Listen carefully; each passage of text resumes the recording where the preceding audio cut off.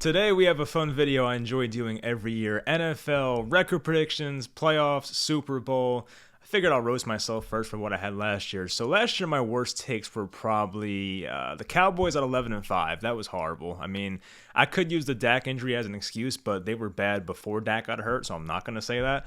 I had the Seahawks at 7-9. I think they finished at either 12-4 or 11-5, so I was very wrong about them.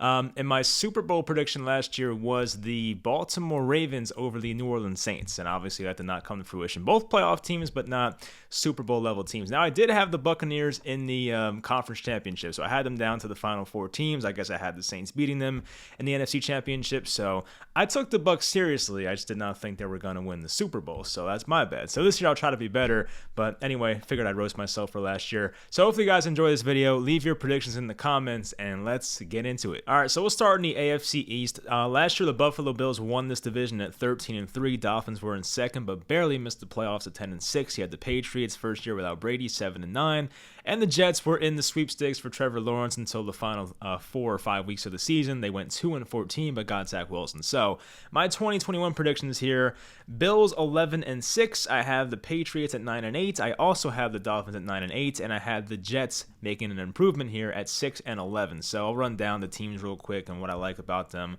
Buffalo's easy. I mean, you have Josh Allen, who broke out last year 3, got the big contract extension. Unless he completely reverts back to who he was his rookie year, I think the Bills are fine. The rest of the roster is still very good. You still have Diggs. They added Emmanuel Sanders at wide receiver. They still have Cole Beasley. Dawson Knox, we'll see what he does at tight end this year. Offensive line is still good. Left tackle Dawkins. You have Feliciano still there. Mitch Morse, Darrell Williams, who had a great year last year. Defensive line for the Bills is very impressive. They added some, young guys. Gregory Rousseau, who was really good in the preseason. They have Boogie Basham now, Carlos Basham, AJ Epinesa.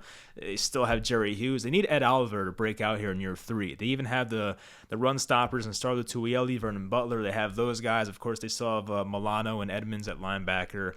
Their secondary, they still have some big names for Davius White. They still have the 2 safeties in Poyer and Hyde. So I feel good about the Bills this year. It does depend on Josh Allen, of course, and can he continue the greatness he put up last year.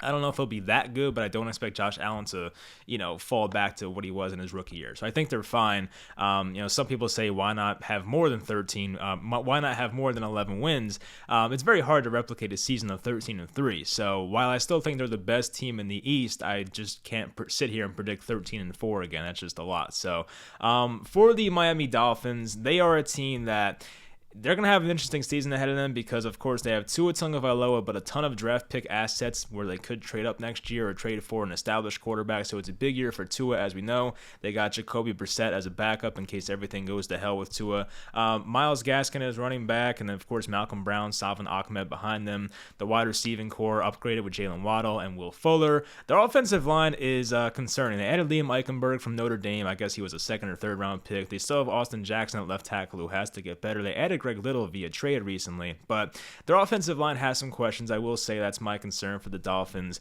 You go down their defense, they don't have any, their cornerbacks, of course, are big names. Byron Jones and Xavier Howard, 2 former Patriots at safety that were corners, Eric Rowe, Jason McCourty, but they don't have big names on defense outside of their secondary, but they are very well coached on defense. We know what Brian Flores has done for that team on defense. So the Dolphins' defense should be pretty good, and their offense, it depends if Tua Tagovailoa and the offensive line come around. I do think overall they have a good roster. They are well coached. I think the Dolphins are in line for a pretty good year. I don't expect 13 wins from them, but I think they can be a 9-10 win team somewhere around there. We'll get them into the playoffs. We'll find out. As for the New England Patriots, of course, the big news recently was Cam Newton was cut. I did not expect that, honestly. So Mac Jones is the starter. He looks pretty NFL ready, as people like to say. I think, he's done a great job of throwing guys open, reading defenses. He understands the playbook already, apparently, which is tough for guys going to New England. At running back, they're looking pretty good. Damian Harris is still there. James White, Ramondre Stevenson was very impressive in the preseason. J.J. Taylor, the small back I like. Added some wide receivers, Nelson Aguilar, of course. They added the guy from the 49ers, Kendrick Bourne. Pretty good red zone option for them in San Francisco. Jacoby Myers is still there. At tight end, they added a couple of big names, Jonnu Smith, Hunter Henry. Those are guys that will definitely help Mac Jones and help the running game as well. Offensive line's looking very good. Of course, Isaiah Wynn has to stay healthy. Same for Trent Brown. But, Michael Onwenu came on for them last year. He's supposed to be their left guard right now. Still have David Andrews, Shaq Mason. They have Ted Karras as a backup. So their offensive line is looking stacked right now in New England. Their defense, of course, with Bill Belichick, you're expecting always greatness out of that defense. They weren't amazing defensively last year, but they were pretty good. They kept them at 7-9, even though their offense was not that good for New England. They added Matthew Judon, of course. They added Devon Godchild. They have Henry Anderson from the Jets now. They added some guys here. Kyle Van Noy is back. Dante Hightower is back after missing 2020. Still have the secondary of J.C. Jackson, Devin McCourty. They added Jalen Mills. Jalen Mills is interesting. I feel like Mills had some high points in Philadelphia and very low points, but if there's a team that can get the most out of him, it's probably the Patriots. He's a versatile defender. I see why they signed him. So those are actually, I forgot about the Jets, my bad. So for the Jets, I had them at 6-11. Zach Wilson, I'm a fan of. I said this before. I think if Zach Wilson stays healthy, he's going to be a good player. I do believe that. I think the Jets have their guy if Zach Wilson's healthy. Running back room, I do like Michael Carter, but right now Tevin Coleman and Ty Johnson are supposed to be the guys. We'll see how long that goes, or how long that lasts for. Corey Davis at wide receiver, definitely a big addition. They added Keelan Cole. They added Elijah Moore, who I'm a big fan of. I love Elijah Moore. And the Jets' offensive line is actually pretty impressive. They did a really good job, Joe Douglas, the GM, of fixing this offensive line in like 2 off seasons. Mekhi Becton, Elijah Vera Tucker, who they traded up for. Connor McGovern had a down year last year, but they have to hope he bounces back. He was good back in 2019 with the Broncos. And then they have Morgan Moses at right tackle, who they got from Washington. That was a good addition by them. Their defensive line, yes, they did lose Carl Lawson, which sucks. I did like Carl Lawson. I feel bad for him. But they got Shaq Lawson in a trade with the Texans, which will help them. Sheldon Rankins, Quentin Williams is a breakout candidate this year, the former number 3 pick. They get C.J. Mosley back at linebacker. Their secondary is definitely concerning. That's the part about the Jets where it's like, that's why I can't project them more wins. I do like Bryce Hall out of Virginia. He's a good player, in my opinion. Marcus May, of course. LaMarcus Joyner was a sneaky good add by them, but their other cornerback spot is just, I don't know what to expect. So the Jets cornerback 2 situation is very iffy this year. That's my concern. I fear that teams will pass all over them. Zach Wilson may have his, may have some issues as a rookie, like all rookie quarterbacks do. But overall, I do expect Wilson to show he's going to be the guy. I do think he'll be good. I expect the Jets offense to put up numbers, but their defense may not be as good. But there's a world where the Jets actually do better than we think. I don't know what the Jets over-under is right now. It's probably 5. I have them at 6. I could see 7 wins for the Jets at most. I think there's a chance that could happen. So I'm in on the Jets for the future, just not here in 2021. Next, we have the AFC North. I just spent 7 minutes on the East, so I got to speed it up a bit, or else this will be a 2-hour video. So the Steelers won it last year. It was a very competitive division. They had 3 teams of 11 wins or more. Of course, the Steelers won it. They started out 11-0. They tailed off towards the second half of the year, as we know. Baltimore went 11-5. They had a second half push, and the Cleveland Browns had a surprising year. I forget if I was in on the Browns or not. I should go back and look, but I definitely bought into the Baker Mayfield bounce back last year. He did probably better than even I expected, but I did expect Baker to bounce back. So my 2021 predictions for this division, Steelers fans are going to hate me for this one, but I have the Browns in first, 11-6. Then I have the Baltimore Ravens also at 11-6. I have the Steelers going 8-9, the first ever below 500 season for Mike Tomlin. I made a video about the Steelers about a month ago, going kind of more in depth about how I feel about the team and my concerns. So if you guys want to watch that one, go ahead. But I have the Bengals at 6-11. That may be a bit high, but 6-11 is definitely possible with the offense they have. I do feel like this is a big year for Zach Taylor, who I guess could be on the hot seat. But let's go into their teams real quickly. So the Cleveland Browns, Baker Mayfield in year 2 of this offense. I'm excited to see how that looks. Once again, looked very good in year 1 in that offense. The offensive line, of course, is still great. They get Odell Beckham back. That's a big talking point. Was Baker Mayfield better without Odell Beckham? Now, Brett Coleman, who's a great YouTuber, does football stuff. He kind of went in depth about that one and talked about, is Baker Mayfield better without Odell Beckham, or is it kind of just a coincidence? It's more of just a coincidence. It's hard to explain, but if you think Baker Mayfield's holding, if you think Odell Beckham's holding Baker Mayfield back, I would disagree, because Odell Beckham, when he's out there and when he's healthy, still plays at a very high level. They just have to find a way to make it work, and I do think Odell Beckham has a bounce back year this year, I will say. The Browns defense, they added some guys, Jadeveon Clowney, of course. They added John Johnson from the Rams, which is a big addition in my opinion. Love that move. They got Troy Hill also from the Rams. And the Browns defense, very talented. They could be a very good unit here in 2021. So I'm excited for this team. Their roster up and down is very good. Baker Mayfield's in line for an extension coming up soon, so we'll find out if he can replicate that really good 2020 season he had. Now for the Baltimore Ravens, things are not looking very good on their injury report right now. Of course, they lost their first-round receiver, Rashad Bateman. Miles Boykin's on IR. J.K. Dobbins. I feel so bad about J.K. Dobbins. That one sucks. But J.K. Dobbins is also out. They have Gus Edwards now at Justice Hill. Tyson Williams at running back. We'll see if they can find a way to make that work. Now, if there's a team that can make up for a loss of a running back at J.K. Dobbins' level, it's probably the Baltimore Ravens. They have Lamar Jackson, who is the best rushing quarterback in football. Back-to-back seasons rushing over 1,000 yards. They should be fine. They still have Mark Andrews. Devin Duvernay is definitely talented. Hollywood Brown, Sammy Watkins was added. Their offensive line, they added Kevin Zeitler at right guard and Alejandro Villanueva, the former Steelers left tackle. They have him now at right tackle. So this offensive line should get better. Their right side last year was questionable. Of course, Orlando Brown was there for half the year until Staley got hurt at left tackle. But still, their offensive line should be pretty good there for Baltimore. Their defense, of course, is always good. Don Martindale, their defensive coordinator, does a great job with that team. But I can't remember. They didn't make any big additions, in my opinion, but they have to hope that Patrick Queen improves here. They still have Marcus Peters, Marlon Humphrey, so they have a good secondary. Of course, Baltimore's always been known for that. They don't have any superstars on this defense. I guess Marlon Humphrey, he's not talked about as a superstar, but in my opinion, he's a very tremendous player. Justin Tucker, of course, one of the best kickers in football, is still there. I think they'll get by. As long as Lamar Jackson's healthy, that team is very hard to stop. I think Lamar Jackson, as he has in the past, could improve even more as a passer, hopefully, as a pocket passer. So we'll find out if he can do that. But I do like this roster here for Baltimore. They should be fine. Now, for the Pittsburgh Steelers, a team that I have my concerns about, their offensive line was really bad last year, and they lost David DeCastro. They lost Alejandro Villanueva. And Steelers fans will argue that those guys were over the hill anyway. They weren't good anymore. But, those are still some big names to lose, and you're hoping for some young guys here to step up and make this a competent offensive line. But I have my concerns. Now, they have good wide receivers. We know that. Najee Harris is a stud. I have my problems with taking running backs in the first round, but I guess this is a scenario where it could make sense because you still have Ben Roethlisberger there. And Ben, looking at his stats last year, played well. I mean, he played better in the first half as compared to the second half, but Ben did play well the first 12 games or so of the season, but he had that second half fall off, as we know. But Ben Roethlisberger may have 1 or 2 years left in him. We'll find out. But their offensive line concerns me. The Steelers defense, very good, as we know. Stephon Tuitt, though, is on IR. He's on IR for, I think, the first, I don't know if it's 3 weeks or 6 weeks. It might be 6 weeks, but Stephon Tuitt is going to miss the first part of the season. That's definitely big for their defense. Still have TJ Watt, Cameron Hayward. Those guys are studs. Devin Bush, Joe Schobert, who they traded for from Jacksonville, I believe. Alex Highsmith, they have definitely some high hopes for him this year.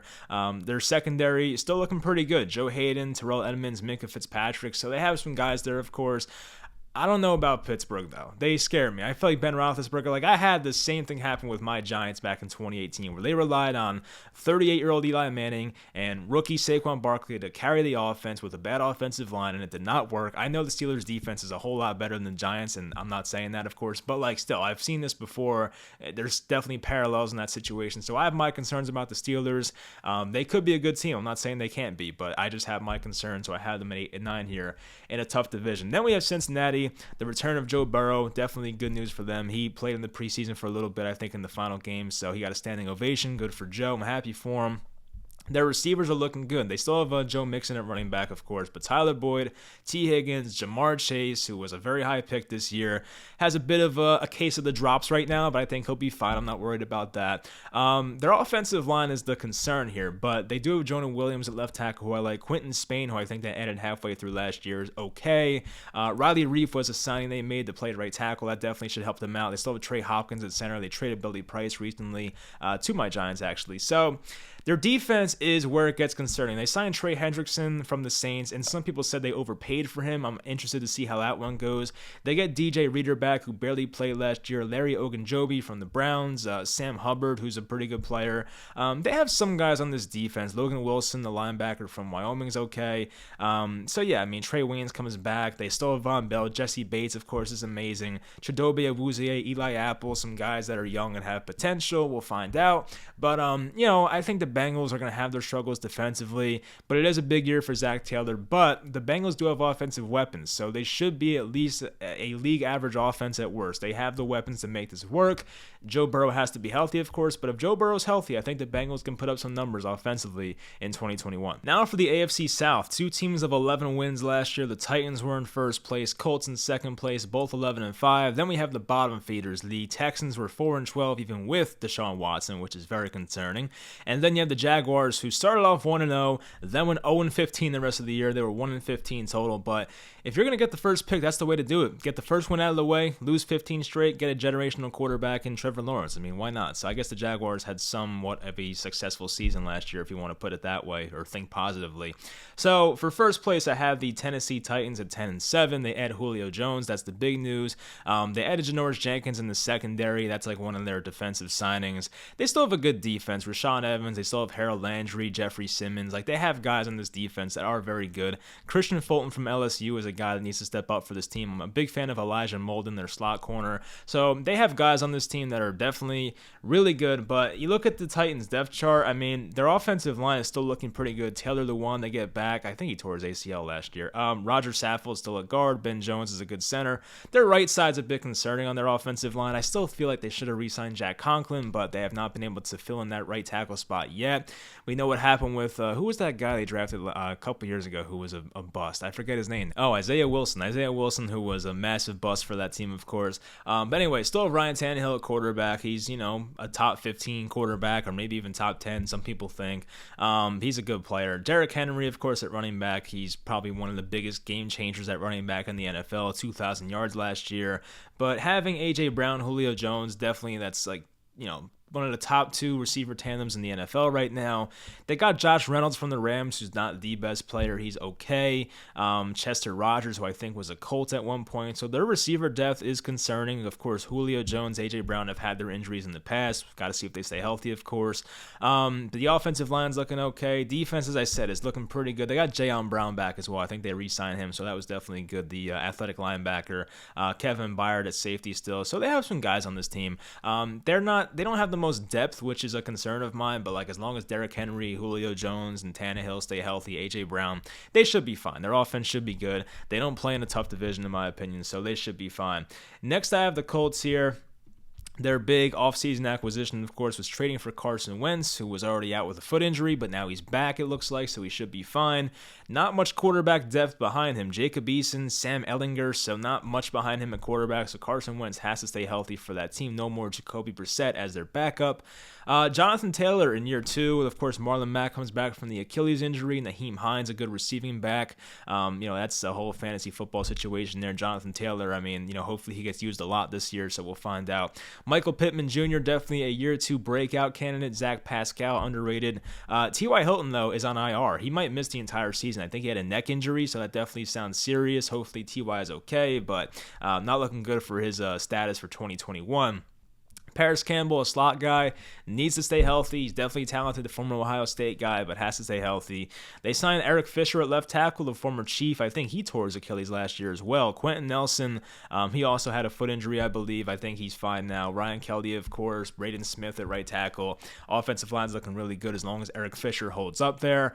Their defense, they have some guys on this defensive line I like. Kwity Paye is a guy that I wanted my Giants to take at 20th overall or 21st, whatever they picked when they traded back. DeForest Buckner, definitely a big fan of his, great player. We'll find out if Ben Banagou can come on here, and you're number 3 now, I think it is, out of, I think he went to TCU. Definitely a talented pass rusher, but has not really made a name for himself so far in the NFL.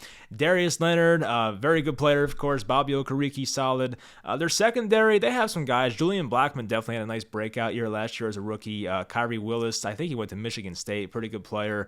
Their secondary, Xavier Rhodes, Rock Ya-Sin, they have to have these guys step up, but they have some talent here on this team. They've drafted very well in recent years, but it does come down to Carson Wentz. I can't really, underemphasize how important Carson Wentz is for this team. He has to be, back to not even like the MVP Carson Wentz, but just give us like the 2018, 2019 Carson Wentz, and this team should be fine.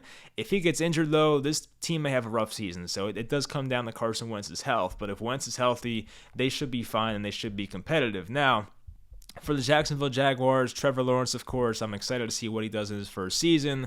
James Robinson, they lost Travis Etienne. That's definitely another crappy running back injury for them right there. Carlos Hyde is his backup. Dare Ogunbowale is their third-string running back. Their wide receivers are looking pretty solid. DJ Chark here, I think he's in year 3 now, maybe 4, I forget honestly. But DJ Chark's definitely a talented guy and needs to stay healthy. Already has a broken hand or broken finger or something like that. Marvin Jones, they signed him from Detroit. Definitely an established good wide receiver. Laviska Shenault could be a year 2 breakout guy, definitely on the radar for that. Their offensive line, their tackles concern the hell out of me. Cam Robinson, Jawan Taylor. I was a Jawan Taylor fan coming out of Florida, but he has not worked out so far. Cam Robinson, same thing. It's not really worked out for them. I think they traded for Walker Little. They got him from the Panthers, I believe. So maybe he's like one of their backup options there. Andrew Norwell's still there, a good left guard. Brandon Linder, AJ Cann. Their interior offensive linemen are solid, but their tackles are concerning as hell. Their defense, I mean, they still have Josh Allen, of course, pass rusher, Miles Jack. Caleb Von Chason has to have a good year for that team. Caleb Von Chason was taken in the first round last year. I think he was the 19th or 20th overall pick. Wasn't great overall last year. He showed flashes. There were some moments where you're like, oh, that definitely, this guy could work out, but has to do it for a full season. They got Shaquille Griffin at cornerback, CJ Henderson, who some reason they're talking about trading him. I don't think that's going to happen, but they had Tyson Campbell, the early second round pick out of Georgia, also at corner. So they have some guys on this team, but I don't expect a lot from them. So I think Trevor Lawrence may have a tough time if these tackles play the way I think they will. Of course, Jawan Taylor, Cam Robinson have to play pretty well to keep Trevor Lawrence upright here, but I have the Jags at 6-11. Then you have the Houston Texans, who are just in a very, very bad situation. Deshaun Watson is going to be healthy and active right now, is what it seems like. Tyrod Taylor's their starter. Davis Mills from Stanford, who I do like as a talent. I mean, he's a fine quarterback in my opinion. He could be a decent starter, but he's their second guy. Their running backs are a bunch of just, Mark Ingram's washed up. David Johnson's probably washed up. I like Phillip Lindsay, but that's just one guy. Their wide receivers are Brandon Cooks, who was actually really good last year. Definitely got better when what's his name, Will Fuller went down with the suspension last year. Chris Conley they traded for Anthony Miller, a talented guy from Chicago who I like. But Jordan Akins, they got Brevin Jordan at tight end, who was a talented guy from Miami. We'll see what he can do. Their offensive line's not awful. Laramie Tunsil's, really good, of course. Max Sharping's pretty good. Justin Britt, who they got from Seattle, is okay. He's up there in age, but he's okay. Titus Howard's okay. So, they're not awful. They're not what they used to be, but, I still have concerns about the offensive line. Then you have their defense, who, outside of Whitney Merciless, Zach Cunningham, Desmond King I like. He was a pretty good player for the Chargers a couple years ago. But, they don't have many names out here at all. I mean, they really have a rough-looking defense here in Houston. So I don't know what to expect for this team. I do not expect much at all, obviously. They could be the first pick next year. But it's looking rough. And I do hope for their sake they get a good return for Deshaun Watson. They want to get 3 first-round picks and 2 proven starters. I don't know if it'll be that much, but they have to get something here to kind of kickstart this rebuild because Bill O'Brien put this team in a horrendous situation when he left. And lastly, for the AFC, we have the AFC West. The Chiefs ran this division easily last year, 14-2. The Raiders were 8-8. The Chargers were 7-9, and the Broncos were 5-11. So this year I have the Chiefs at 13-4. I have the Chargers at 9-8. I have the Broncos at 8-9, and I have the Raiders at 6-11. So I know the Raiders had an 8-8 season last year. I know Raiders fans are a passionate bunch, but I just don't buy into that team that year or this year. So I'm sorry about that, but I'll explain why. So anyway, let's get into the Chiefs here. Of course, Mahomes, their offense is amazing. They got Tyreek Hill, Travis Kelce. They need another guy at wide receiver to step up, in my opinion, because that Tyreek Hill is wide receiver 1. That Travis Kelce is obviously, they have 2 really great pass-catching options, but who's the next guy? Is it Byron Pringle? Is it McCole Hardman? I don't know. Is it DeMarcus Robinson? Who is that third guy who can step up consistently for that team? That's the one concern about their offense, honestly. But Their offensive line, they lost both their tackles, Eric Fisher, Mitchell Schwartz. They did a good job of trying to fix the offensive line. Like, they traded for Orlando Brown. They signed Joe Tooney for a lot of money. They got Craig Humphrey. They have Trey Smith. They have Lucas Niang, the big tackle from TCU. So they have some young guys here. Their center, right guard, right tackle are very young guys, but guys that I do like. Austin Blythe is a backup, which was a good depth signing by them. So they have a lot of young guys here, but their offensive line, like, it definitely could be good. As long as these young guys project out the way they are supposed to, it should be a pretty good offensive line. So kudos to the Chiefs for doing that. Their defense, still have Chris Jones, Jerron Reed, Derek Notty's a good run stopper, of course, Frank Clark. So they have guys on this team. Nick Bolton, a young linebacker. They also have Anthony Hitchens. Willie Gay's on IR, I just see. So I don't know what happened to him, but he's a talented guy. So I'll check out his injury later. But that's a pretty big loss for them. But their cornerbacks, Travarius Ward, Tyrann Mathieu at safety, Daniel Sorensen is still there, L'Jarius Sneed. L'Jarius Sneed had a great year last year. I mean, he was like a 4th or 5th round pick. He had a great year for them. Maybe a 3rd round pick, but he had a really good year for them. So their secondary depth is a bit shallow. They have DeAndre Baker, former Giant 1st round pick, so we'll see what he can do. That their linebacker depth and their corner depth is a bit concerning, but like, I feel like outside of that, I really have no concerns about this team. So between the secondary and linebacker depth and who is their wide receiver 3 or 2 technically, those are my only concerns about the Chiefs, but they should be fine. Very well coached, as we know. Next, I had the Los Angeles Chargers, a roster I'm a big fan of. They got Chase Daniel as their backup quarterback. Justin Herbert was fantastic last year and should hopefully get better for that team. Austin Eckler at running back. You have good wide receivers. Keenan Allen, Mike Williams, Jalen Guyton had some nice catches for them. Joshua Palmer's been getting a ton of hype for them as a rookie, so we'll find out what he can do. At tight end, they signed Jared Cook, the veteran. Donald Parham is a pretty athletic tight end. Even Steven Anderson behind him is an athletic tight end. Their offensive line got better, in my opinion. Definitely a lot better. Rashawn Slater, who's had was really good in the preseason, very high pick in the 1st round. Matt Filer, who they got from the Steelers, a good player. Corey Linsley from the Packers, of course, the center, and then Brian Bulaga at right tackle, who has to stay healthy, but he's a talented player. So their offensive line got a lot better, I will say. Their defense, Jerry Tillery has to get better, of course, but they have Linval Joseph. They have Joey Bosa, who's great. They signed Kyler Fackrell, who was a Giant last year. He was a good player for us. Kenneth Murray, Drew Tranquil at the linebacker position. So they have some guys with talent there. Chris Harris, the former Bronco corner, really good player, still playing at a high level. Derwin James, of course, getting him back is definitely huge for this defense. Derwin James may be, when healthy, a top 5 defender in football. So hopefully he's healthy, and this guy is versatile as hell, can play anywhere. So, getting Derwin James back and healthy is huge for this defense. Nasir Adderley is still there at center. Asante Samuel Jr., a guy I'm a big fan of, could play outside corner for them this year, maybe some slot corner as well. So I'm a big fan of his. But this Chargers team is looking pretty good, I will say. Their roster is definitely very talented. They have Justin Herbert on the rookie contract. They can build a talented team over there and are doing a good job so far, but unfortunately they had the Chiefs in their division. For the Broncos, they go Teddy Bridgewater over Drew Lock. I get that decision, of course. I do like Lock, but I get it. Running back, Javonte Williams, I'm a big fan of. I expect Javonte Williams to have a nice year as a rookie out of North Carolina. Melvin Gordon's still there. Their receivers are really good. Cortland Sutton's back from the injury. Jerry Jeudy could be a breakout. Tim Patrick's very underrated. KJ Hamler, Noah Fant at tight end. So they have guys here on this receiving core that are very good. They have weapons here for Teddy Bridgewater. Their offensive line, Garrett Bowles had a great year at left tackle. Dalton Reisner is a guy that I liked. Bobby Massey now at right tackle. Graham Glasgow, so he's a good player. I mean, they have a pretty good offensive lineman here. Lloyd Cushenberry and Quinn Miners at center. I think Quinn Miners may be their center. I was a big Quinn Miners guy coming into the draft this year. Cushenberry disappointed last year, but they have a couple guys that could play center for that team, which is definitely nice for them. They get Bradley Chubb back, of course.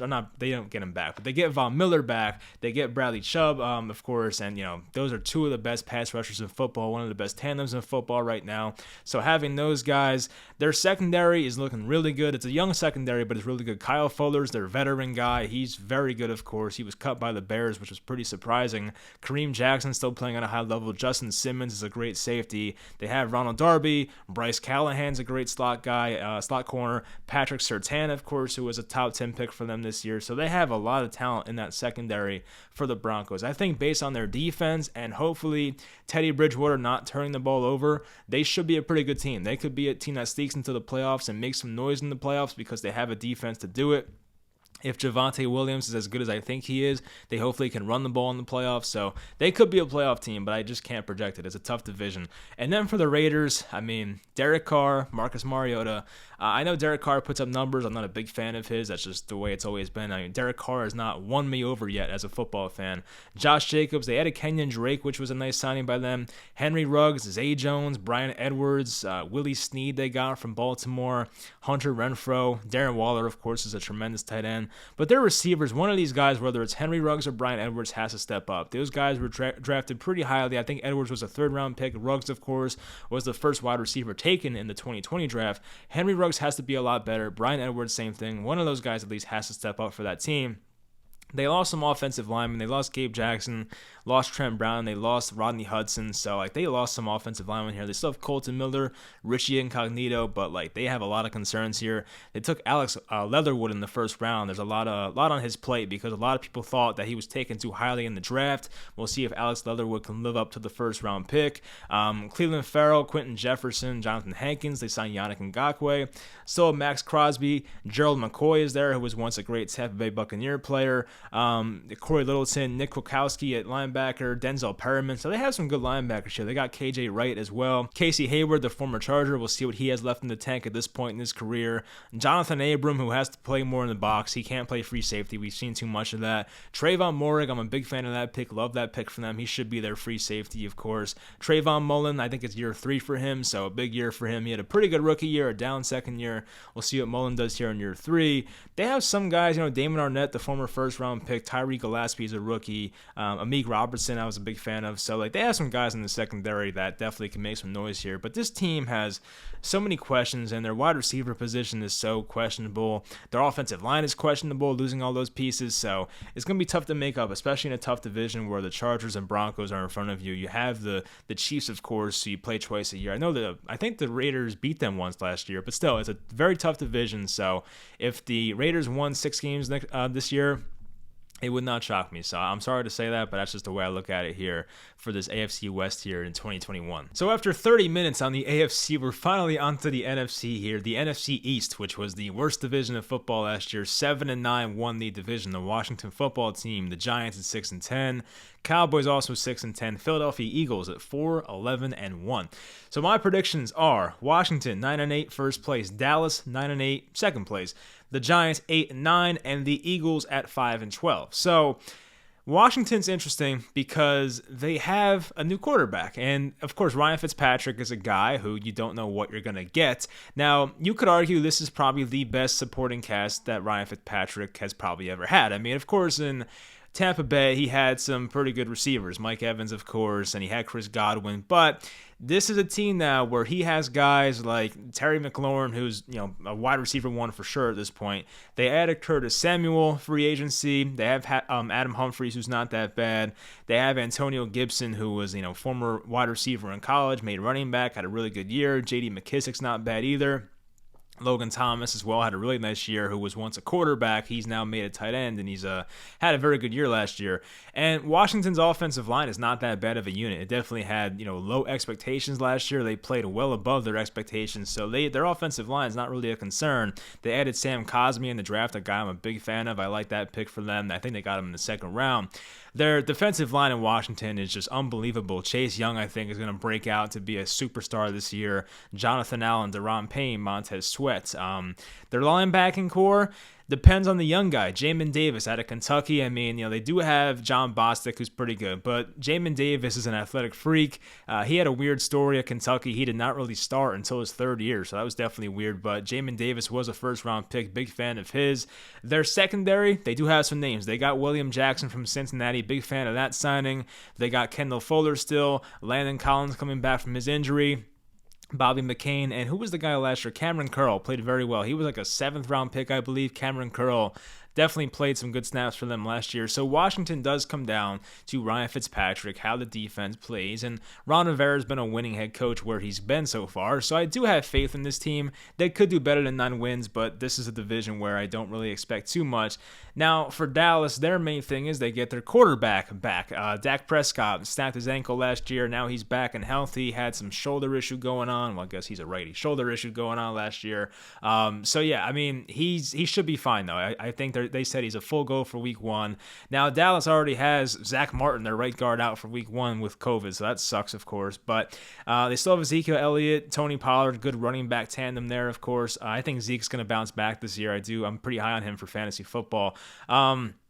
Their wide receivers, their top 3 is as good as anybody. Amari Cooper, CeeDee Lamb, who I think has a really good year. Michael Gallup's in the final year of his contract, but still there. They have a couple decent tight ends, Blake Jarwin, Dalton Schultz. Their offensive line, the health is definitely a concern with these guys because they missed a lot of time last year. But Tyrone Smith at left tackle, Connor Williams, of course, at left guard's not that bad of a player. And Tyler Biadasz at center, that's one that, that's a one wild card here. I was a fan of Biadasz in college, but we'll find out what he is right now in the NFL here in 2021. Definitely some big shoes to fill for Travis Frederick, who's been gone for a couple years now. Zach Martin is their right guard, but of course, as I said, not going to play week 1. And La'el Collins, who missed a lot of time last year at right tackle. I don't think he played last year. He had neck surgery or something, so La'el Collins has to have a bounce back year at right tackle for them. Their defense, which was definitely the downfall here, Dallas had no defensive linemen, especially defensive tackles. They had so many problems stopping the run last year. They get Osa Odighizuwa, a guy from UCLA I'm a fan of. I like him. So that should help. They still have Randy Gregory, DeMarcus Lawrence. So they have some guys in their defensive line, but it's not the deepest unit in football. They have Leighton Vander Esch, Keanu Neal from the Falcons. They moved him to linebacker. We'll see how that goes. Micah Parsons is there. Jalen Smith, Jabril Cox, very deep linebacking core here for Dallas. And their secondary, definitely a concern because they did not have a good year last year as well. Trayvon Diggs, second-year corner, round 2 pick last year. I think he bounces back for them. I do like him. Donovan Wilson, DeMonte Casey, who was a former Falcon, comes over with Dan Quinn, who was once the Falcons head coach. So, yeah, they have some concerns in their secondary. They got Malik Hooker on a prove-it deal. I'm fine with that one. Definitely a lot of injuries in his career, unfortunately. But Dallas is... a lot of guys have to stay healthy. That's the big thing about Dallas. They have a talented roster, but this is not Madden. You can't turn injuries off. So, can Dallas really stay healthy for an entire season? We have to see. But this team does have a pretty high ceiling if their defense comes around. Now, as for my New York Giants, I went over their schedule recently. I had them in 8-9. A lot of people didn't like it, but that's just the way I feel. I'm sorry, but it's a big year for Daniel Jones. Daniel Jones, some fans think is a really good player. Some think he's average. Some think he's terrible. Somewhere in between. I got to see more from this guy to fully buy in, but Daniel Jones has a big year here. Saquon Barkley returning from the injury is definitely big. Have to have a healthy season out of him. Kenny Golladay already hurt his hamstring, but he should be there for week 1. He's got to stay healthy, of course. Only played 5 games last year. They put a lot of money in him, or invested a lot of money in him. Sterling Shepard's still here. Darius Slayton, their rookie wide receiver, Kadarius Toney. What do they get from him? That's definitely a big question for the Giants. Evan Engram, Kyle Rudolph at tight end. Those guys got to stay healthy, of course. Engram's already hurt, I believe, with a calf injury, so we'll find out how he's doing. He might miss the first week, maybe the first 2 weeks, because the Giants play on Thursday, week 2, so we'll find out about Engram. But the Giants' offensive line, outside of Daniel Jones, is probably the biggest question mark on this team. A very young offensive line. Andrew Thomas in year 2, Matt Peart in year 2, Shane Lemieux in year 2, Will Hernandez now in year 4. Nick Gates, who technically is in year 4. I think he's in year 3, though, because he missed his first year. So Nick Gates, though, is playing his second year at center. And the Giants have a bunch of guys, and their depth chart at offensive line is a bunch of guys they added this week. Billy Price, Ben Bredesen. They still have Nate Solder there. We'll find out what he does as a swing tackle in case Thomas or Parrott struggle. But their offensive line has a ton of questions right now. But for the Giants defense, this is the bright spot of this team, especially the secondary with James Bradbury. Adoree Jackson, of course, has to stay healthy, but they have Darnay Holmes. They have Josh Jackson, who they got from Green Bay, who could be a pretty good player for them. Jabril Peppers, Logan Ryan, Xavier McKinney, definitely hoping for a year 2 breakout for him. Their defensive line is still pretty good. Dexter Lawrence, Leonard Williams, Austin Johnson, Danny Shelton, who I think is going to have a nice year for them. Linebacking core, not the deepest, but Blake Martinez is still there. He plays every game, gets a ton of tackles. He should be there and be fine for the Giants. So there is some things to like about this Giants roster, but overall, there's so many questions about the offense. Some people, myself included, are very concerned about this offense. So if the offense for the Giants, as I've said in a previous Giants video, plays at least average, this team should be fine, but I don't know if they can do that, so we'll see. Now for the Philadelphia Eagles, Jalen Hurts at quarterback, Joe Flacco and Gardner Minshew behind him. It really comes down to Jalen Hurts, and is he good or is he not that good? I think Jalen Hurts has a chance to be pretty good. I thought Hurts would have been a perfect fit for a team like the New Orleans Saints, but now he's in Philadelphia. He's a good running quarterback. really what it comes down to is, does Nick Sirianni build his offense around Jalen Hurts, or does Nick Sirianni make Jalen Hurts fit in his offense? If it's the first part of it, I think Jalen Hurts could be fine, because if you build an offense around Jalen Hurts, kind of like the way the Ravens did with Lamar Jackson, I'm not saying he is Lamar Jackson, but they have similar kind of attributes. I think you can kind of bring the best out of Jalen Hurts. I mean, Jalen Hurts has talent, so it's not like he's a nobody. So it depends on what Nick Sirianni's play calling philosophy is. They still have Miles Sanders. Then they drafted Devontae Smith in the first round. Jalen Reagor's in year 2. I think Reagor has a nice year. People kind of are out on him because, they took him a pick before Justin Jefferson, which is a bad look. I get that. But I think he's going to have a nice year. Greg Ward, J.J. Arcega-Whiteside still there. Dallas Goedert, Zach Ertz at tight end. Their offensive line has to stay healthy. That's a big part of this team. Andre Dillard, Jordan Mailata, who right now is their left tackle, number 1, it says. So we'll find out about that one. But Andre Dillard was once a first-round pick. Lane Johnson has to stay healthy. Brandon Brooks, of course, missed all of last year. Jason Kelsey's still there. We'll see what he can do now. Probably in his mid-30s by this point, or early 30s. So we'll find out what the Eagles' offensive line can do. Can they stay healthy? That's a big question for them. Now, their defense is... They have guys on this defense, but they're getting up there in age. Brandon Graham's getting older. Fletcher Cox is getting older. So those guys kind of concern me, but they are good players, but they're getting up there for sure. Darius Slay probably didn't play as well as some Eagles fans wanted last year, but he wasn't bad. They got Steven Nelson from Pittsburgh. That was a good signing in my opinion. They got Anthony Harris from the Vikings, Rodney McLeod. So their secondary is not terrible. I think the Eagles did a good job of trying to build their secondary. I like Kayvon Wallace, the guy from Clemson. I think he's a versatile guy, could play safety, corner. He should be a nice player for them at backup, or a good depth piece at cornerback for them. And their linebackers are definitely questionable. I mean, there's a lot of questions here with this Eagles linebacking core, but their defensive line, as I said, has a couple guys who are getting up there in age, so we'll find out how good they can be at this point in their career. But the Eagles have a lot of questions with Jalen Hurts, the head coach, so I do see them probably finishing towards the bottom, at least, of the NFC East. For the NFC North, last year we had the Packers at 13-3 in first place. The Bears were 8-8. They were in second. Vikings had a down year, 7-9, and the Lions were 5-11. So this year, I have the Packers going 10-7 first place, the Vikings at 9-8 second place, the Bears in third place at 7-10, and then the Lions at 5-12. So this shouldn't really be too surprising for people. I feel like most people have it this way. Maybe you flip the Bears and the Vikings, but still, I like the Vikings a bit more this year. But for Green Bay, they kind of are going to run it back one more time here with Aaron Rodgers. They have, I think they have Devontae Adams on 1 year left of his contract, so those guys are back. Still have Aaron Jones, who they re-sign. Their offensive line, David Bakhtiari is going to miss the first, I think, few weeks of the season at least, so that's definitely a big loss for them. Elton Jenkins has to hold down the fort at left tackle. Billy Turner now at right tackle. So their offensive line, they lost Corey Linsley. They did lose some pieces, so their offensive line kind of concerns me. I feel like the Packers always find a way with the offensive line, but they definitely lost some guys. They added Amari Rodgers, Randall Cobb to be, wide receiver help for this team, so hopefully that does help them. Their defense is still pretty good. Of course, they still have Zadarius Smith, Preston Smith. They added Devondre Campbell. Adrian Amos is still there. Darnell Savage, Kevin King, who a lot of Packers fans aren't a fan of. They got Eric Stokes in the first round. Jair Alexander is one of the best corners in football.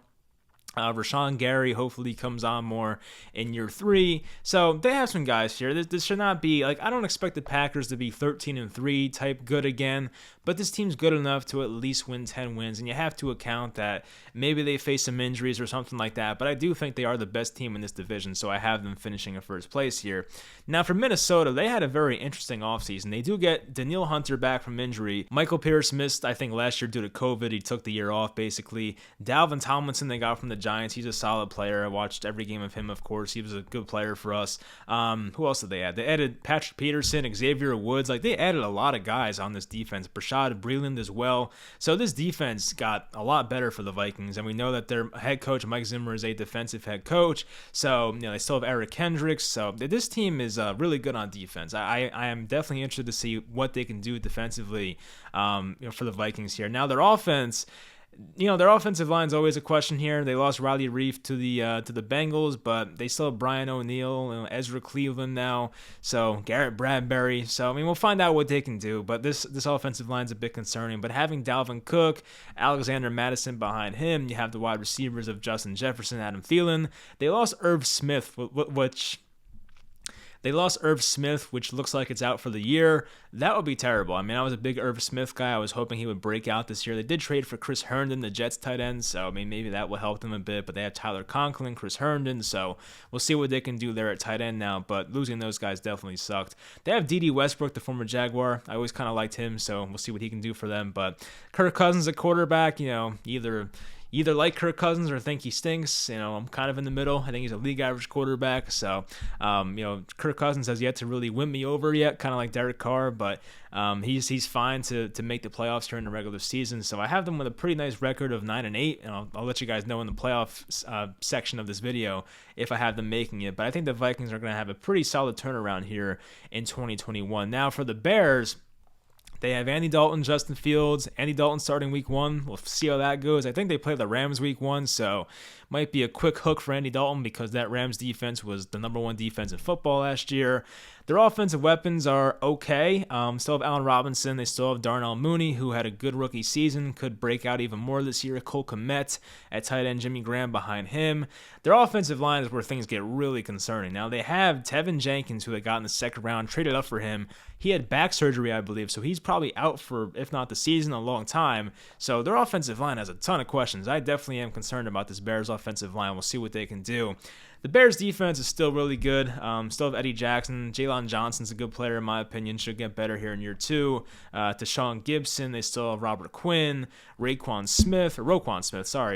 So yeah, I mean, Khalil Mack, of course, is still there. Akeem Hicks. So this defense is still good.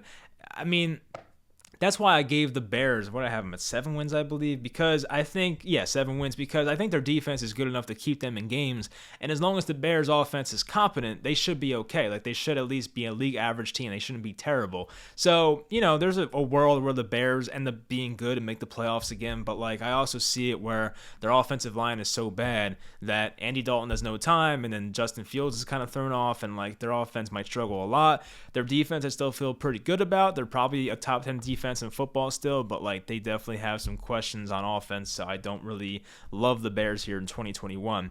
Now for the Lions, some people think they're going to win 2 games or 3 games. I gave them a bit more. I mean, they're definitely concerning here. Jared Goff, of course, coming from the Rams, once a Super Bowl quarterback. I'm not the biggest Goff guy, and going from Sean McVay now to Anthony Lynn and Dan Campbell, it's very concerning for him.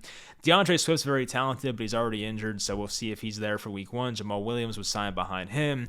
Their wide receivers are, it's rough. Quintez Cephas, Tyrell Williams, Khalif Raymond, Kadero Hodge. I mean, I like some of those guys, Amon-Ra St. Brown, but that's a lot to, invest in for your wide receivers here. That's, there's a lot of questions here with these guys. TJ Hawkinson's a very good tight end still there. Their offensive line is actually not that bad. Taylor Decker, Jonah Jackson, Frank Ragnow, Vaitai, Penei Sewell, who had a very rough preseason, but he should be okay. I had a lot of faith in him being a good player, but he may have a rough, start to the season, but we'll find out what Sewell does. The former number, 6 overall? No, 7? Something around there. He was a top 10 pick, though. Their defense, they got Michael Brockers from the Rams, Levi Muzarike, Aleem McNeil, a couple rookies that are pretty good in my opinion. Romeo Okwara, Julian Okwara, the Okwara brothers. I'm a big Julian Okwara fan. I think he might break out at some point. Romeo, of course, has established himself in this league. Jamie Collins still there. Nothing else going on. I mean, Jeff Okudah has to have a good year. I mean, Jeff Okudah was a 3rd overall pick, I believe, last year, 2020. So he has to have a good year for them. He wasn't awful. He wasn't the worst, but he needs to be better, more consistent. They have a Fatu Melifanu behind him. I was a fan of his coming out of Syracuse this year, so we'll see what they can do. But their secondary, I mean, their whole team really has a lot of questions here for Detroit. And some people think that the whole Dan Campbell thing won't work. I don't know how I feel about the guy. His first press conference was definitely very interesting. But yeah, I have the Packers winning it once again. Vikings kind of bounce back here, go to 9-8. Bears fall off a bit, go to 7-10. And the Lions basically stay the same at 5-12. For the NFC South, the Saints actually won that division last year. People forget, and I am part of people. I actually forgot the Saints won this division last year because you think of the Buccaneers, they won the Super Bowl, but yeah, the Saints actually were 12-4 last year. Buccaneers were very good towards the end of the year. They won their last 4 games, as you can see here in the regular season. They were 11-5. Then the Panthers were 5-11 first year of Matt Rule, and the Falcons at 4-12, new head coach, of course. So I put the little Super Bowl trophy next to the Buccaneers. Hopefully you guys like that. But so anyway, I had the Buccaneers at 12-5. Their roster up and down is tremendous. don't have to go into it too much here, but Tom Brady's still there. Mike Evans, Godwin, Antonio Brown. Their defense is still very good. Sue, Vea, JPP, Devin White, David, Shaquille Barrett. I mean, they're just tremendous. And their secondary has young guys who played well last year. Antoine Winfield Jr., Carlton Davis, Jamel Dean. So, yeah, I feel very good about this Bucs team. As long as Tom Brady's healthy, they'll be fine in my opinion. So, for the New Orleans Saints, that's a team that has some questions here, but Jameis Winston is their starting quarterback, and I feel good about that. I was happy Jameis got it. I am a Jameis fan, I guess you can say. I don't think he's the best quarterback in the league, but I think he has a lot of talent, has to put it all together, of course, but Jameis looked very, very good in the preseason. I think this offense is better for him. He'll probably dial it back a bit because the whole Bruce Arians offense brings out turnovers in quarterbacks, and when you put Jameis and say, yeah, you can throw the ball downfield as much as you want, it's going to produce turnovers. That's why he had 30 interceptions back in 2019. But he will dial it back here in 2021. He'll dump down to the running back more, not take as many deep shots, and Jameis Winston will probably be a better quarterback overall because of it. So Jameis put up 5,000 yards and like 35 touchdowns back in 2019, but you can't have that many turnovers. So I think Jameis in this offense will be better. His weapons are a bit concerning. Not having Michael Thomas until week number 7, I think, at least. He's out the first 6 weeks, I think. So Michael Thomas is out, but they have Kamara. Marquez Callaway looked really good in the preseason, of course. Deontay Harris is still there. Adam Troutman at tight end, Nick Vannett. Jawan Johnson's an interesting guy. That's a guy who was a wide receiver turned tight end. He could have a nice breakout year here for the Saints. We'll find out. Their offensive line, of course, is still very good. A lot of the same guys are there from last year. Their defense is still looking pretty good. I mean, Cam Jordan, of course, Marcus Davenport, Quan Alexander coming off the injury, I believe. Zach Bond is there now in year number 2. Demario Davis is very good, as we know.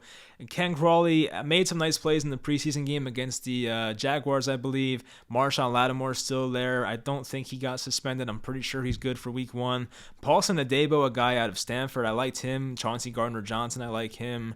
Brian Poole's on IR. I was a Brian Poole fan, so that sucks. I guess he got recently injured. But Malcolm Jenkins, of course. Marcus Williams, very good players. So, yeah, this Saints defense is still looking pretty good. Their offense really comes down to Jameis Winston, but I think Jameis in this type of offense where he's not going to be asked to throw the ball down the field so much as compared to the Bruce Arians offense, I think Jameis Winston will actually have a pretty good year for this team. That's why I have them in second place. Now, for third place, I have the Carolina Panthers. And if there's one team in the NFC I can see really surprising people and opening eyes, I say it's the Carolina Panthers. I am a fan of the way this team is built right now. Sam Darnold, I kind of feel the same about Jameis Winston for. Sam Darnold, yes, disappointed with the Jets, but a lot of it was not really his fault. Of course, some of it's his fault. It wasn't like Sam Darnold's completely blameless, but we've seen what Adam Gase does to players. I mean, Robbie Anderson, for example. We saw Ryan Tannehill, of course. Like, Adam Gase just kind of brings out the worst of people. And I think Sam Darnold in this offense with Matt Rule and Joe Brady will be a whole lot better than he was the last couple years here with Adam Gase. Now, they get Christian McCaffrey back. Very big for that offense. The offense kind of goes through McCaffrey. Robbie Anderson at wide receiver. DJ Moore, of course. Terrace Marshall out of LSU. I liked him. Dan Arnold's a decent receiving tight end, so we'll see what he can do. Now, for the offensive line, I like their center, Matt Paredes. I like John Miller. I like Taylor Moton. But their left tackle, left guard position, very concerning for me. We'll find out what they do there. But they took the kid out of BYU, Brady Christensen. He could be their left tackle possibly, but Cam Irving definitely is not good to see there at left tackle for them. So, defensively, they have a lot of young guys with talent here. Brian Burns, Derek Brown, Hassan Reddick they got from the Cardinals. He had a nice year for them last year. Jeremy Chin, great year last year. J.C. Horn. They have Yetur Gross-Matos. So a lot of guys here with talent on this team, young guys. And, there are a couple veterans sprinkled in here, Shaq Thompson being one of them. But, they have some guys on this defense that can really take big steps forward. So if all these young guys just get better here in year number 2 or 3, whatever it is for them, and even like a rookie for J.C. Horn, they might make some really big strides as a team. So, their offense, of course, is going to come down to Sam Darnold. How does he look? But if Sam Darnold's competent and the young guys on defense get good, it's a lot of ifs, I get it, but there's a chance that the Carolina Panthers are a pretty good team. And that's why I have them at 8 wins. Some people may look at 8 as a lot. Some people may have the Panthers in last and put the Falcons over them. I think the Panthers are in a good spot right now. They may be a year away, but I could see a world where the Panthers make big strides here in 2021. Now, for the Atlanta Falcons, Matt Ryan's back, backed up by Felipe Franks and my boy Josh Rosen. Running back Mike Davis, they got Wayne Gallman, former Giant, nice pickup by them.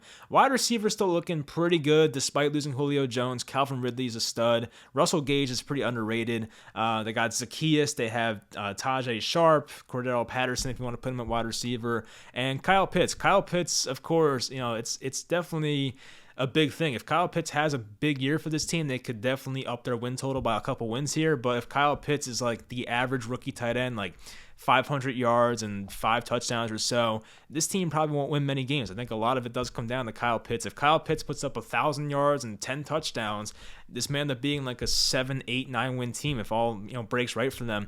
Their offensive line's still pretty good. They have Jake Matthews, Chris Lindstrom, of course, Caleb McGarry. Matt Hennessy at center has to be better for them, of course, but their offensive line has some potential. Now, their defense is where things get concerning. A.J. Terrell in year 2, the former first-round pick back in 2020, has to be better. He played pretty well at some points last year, but consistency is the key here for A.J. Terrell. Kind of the same thing as C.J. Henderson, honestly. Those guys have to be more consistent, and even for Jeff Okudah.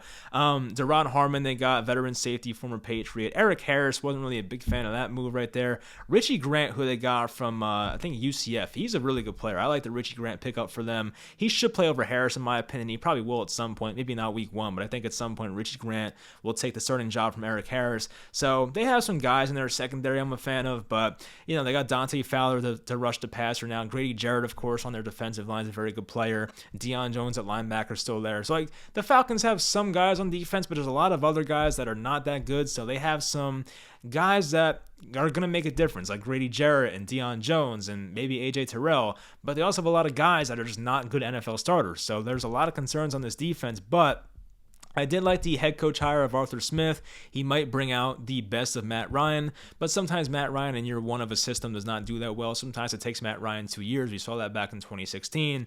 Year 2 of Kyle Shanahan, he went to the Super Bowl, won the MVP. So maybe Matt Ryan has some growing pains in this offense, but I guess losing Julio Jones is not what you want to see for this team. It sucks, but if there's a world where Kyle Pitts puts up a big season, 1,000 yards once again, maybe the Falcons sneak into the playoffs, but I just don't see it happening. So lastly, the NFC West, possibly, not possibly, I think it's the best division in football, honestly. I could see a scenario, honestly, where all 4 of these teams make the playoffs, because now there's 3 wildcard spots as of last year. And the divisional winners. So it's possible. But last year the Seahawks were 12-4. As I said, I got them wrong. So they were 12-4, first place. Second place was the Rams at 10-6. Third was the Cardinals at 8-8. And then we had the 49ers, who were just destroyed by injuries, at 6-10. So my predictions this year: Seahawks 11-6 first place. Second, I have the Rams also at 11-6. Third, I have the 49ers at 10-7. Then the Cardinals at 9-8. So I have every team in this division over 500. Don't know if it's possible, but that's the way I'm predicting it because I like all these teams. Now, for Seattle, they have a new offensive coordinator, Shane Waldron. I'm definitely a big fan of that, and I think it will bring out the best in Russell Wilson. So everything I've read about that team when I watch them in preseason, I'm excited about that offense. So we'll see what happens there. But having Chris Carson, Metcalf, Lockett's still there. They got Gerald Everett from the Rams at tight end, so we'll see what he can do. But they have enough weapons here. Their offensive line is not awful. They have Dwayne Brown still, Gabe Jackson they got from the Raiders at right guard, Brandon Shell is there, Damian Lewis now in year 2 at left guard, so we'll see what they do there, but the offensive line is not as bad as it once was, so it's getting better. The defense, they got Carlos Dunlap, they got him back, Jordan Brooks, the young guy at linebacker, still there, Bobby Wagner, of course, is still there, Jamal Adams signed the big contract, Quadre Diggs, Trey Flowers, they got Sidney Jones recently, so their secondary is a bit concerning outside of Adams, but still, I think they'll be fine. The Seahawks always find a way to make it happen on defense, whether it's, Pete Carroll is behind it or what. They always find a way to be at least a pretty good defense, and their offense, I think, is going to put up some good numbers this year. And Seattle's just a tough team to beat, so they always find a way every year to just make the playoffs and have a good year, so I'm not going to go against that. So the Los Angeles Rams, they get Matthew Stafford, one of the biggest upgrades for a team this offseason. I think getting Stafford over Goff is a huge upgrade, of course.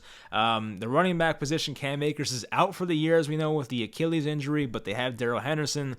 traded for Sony Michel. We'll see what they can do. Their wide receivers are still looking pretty good. Robert Woods and Cooper Kupp. They got Deshaun Jackson, Tutu Atwell, the second-round pick. Van Jefferson maybe breaks out in year 2 here. Tyler Higbee has to have a bounce-back year. He was really good back in 2019, kind of disappointed last year, so Higbee hopefully has a bounce back there. Their offensive line is still looking pretty good. I mean, still having Whitworth and Havenstein at the left tackle, right tackle is important, but they have Austin Corbett still at right guard, David Edwards, Brian Allen, so like they have a decent offensive line. It shouldn't be that bad. Not really a big concern for me.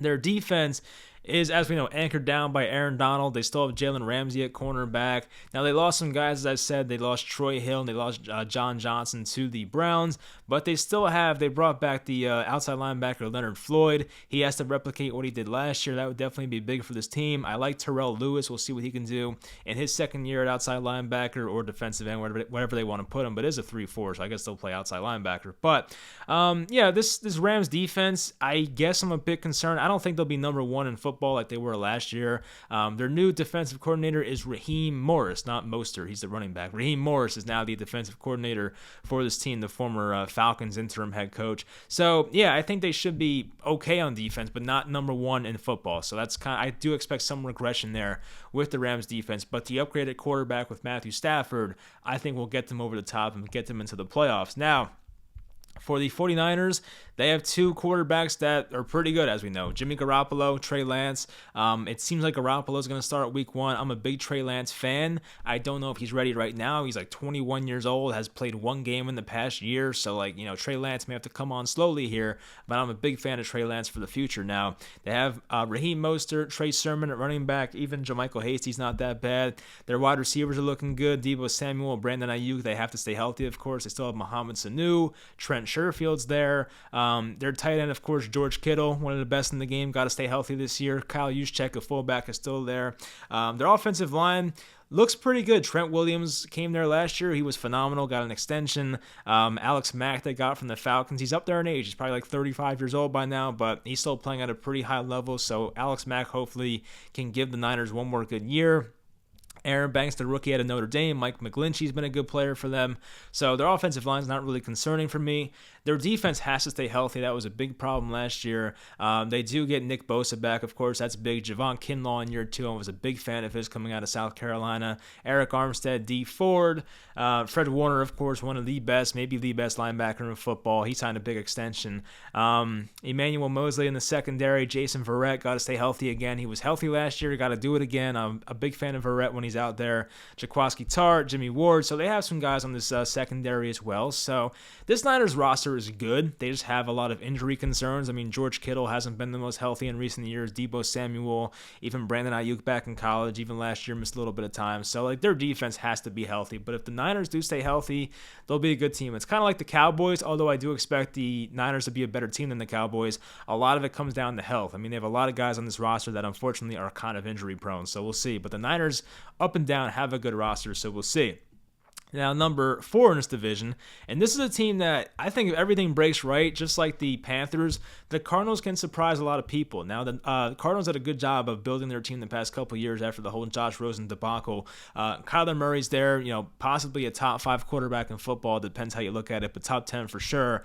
Chase Edmonds, James Conner at running back, DeAndre Hopkins still there. Rondale Moore, the rookie, definitely exciting there. They'll get him involved at many points in the game, I think. They'll get him a lot of screen passes. They'll give him some handoffs.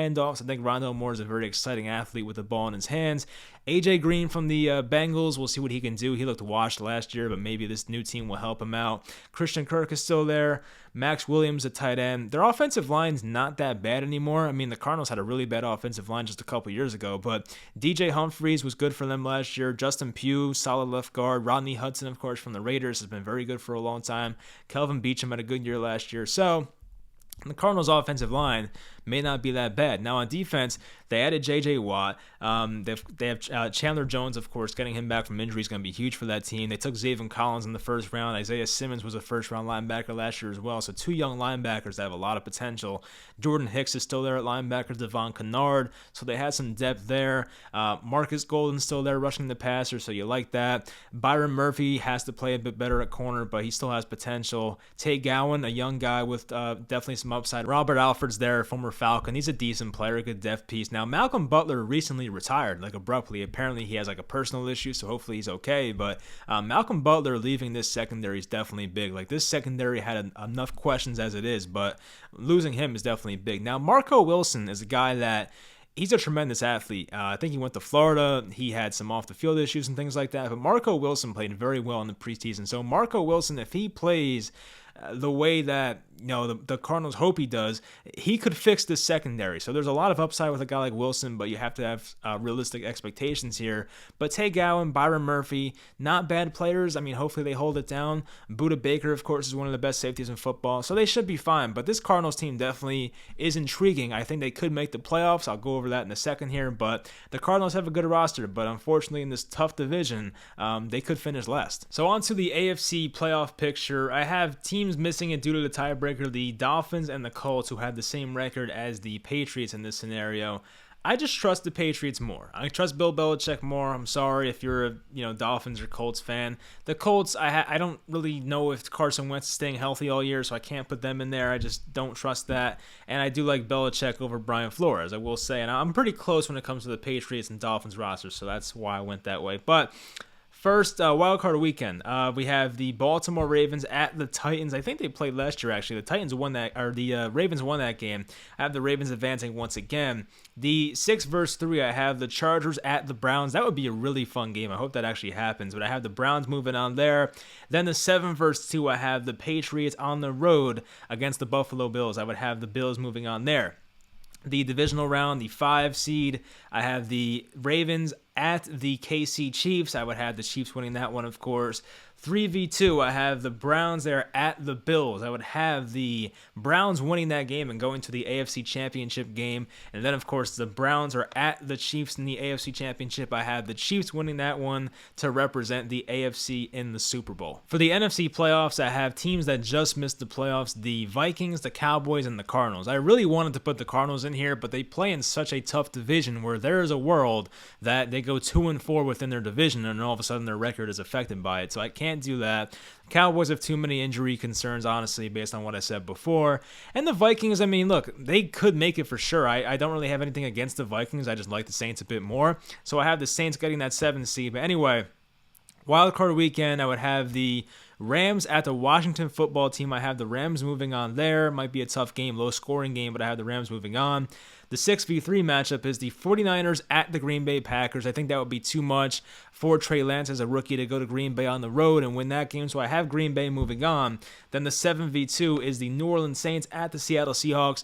Might be too much for Jameis Winston there. I'd have the Seahawks moving on. Divisional round, the Packers at the Tampa Bay Buccaneers, two teams that played each other last year in the playoffs. I have the Buccaneers winning once again here. Then I would have the Rams against the Seattle Seahawks. So the Seahawks, I have losing this one. I think I like the Rams a bit more. I like the Rams roster. I like the whole Matthew Stafford thing. Give me the Rams to make the NFC Championship game. Then I have the Rams at the Tampa Bay Buccaneers. I would have the Rams winning that game, surprisingly. So no repeat here. I have Super Bowl 56 as the Kansas City Chiefs versus the Los Angeles Rams, and I have the Chiefs winning it all, winning Super Bowl 56. So can the Chiefs get to the Super Bowl 3 times in a row?